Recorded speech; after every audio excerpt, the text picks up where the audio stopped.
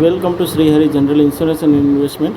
આજે આપણે passbook printing કેવી રીતે કરવી એ શીખીશું. તો આપણે પહેલાં જઈશું પાસબુક અપડેટ પાસબુકમાં જઈને પહેલાં એકાઉન્ટ નંબર નાખી દઈશું. એકાઉન્ટ નંબર નાખી દીધા પછી પ્રોસીડ ઉપર ક્લિક કરવાનું રહેશે.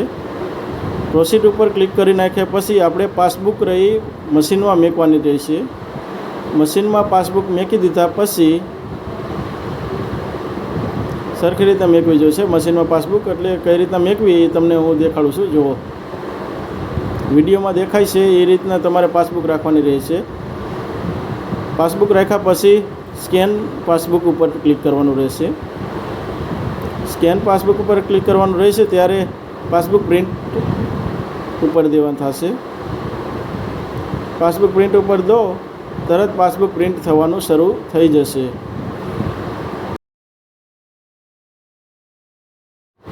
પાસબુક પ્રિન્ટ થઈ જાય ત્યારબાદ આવી રીતે સક્સેસફુલ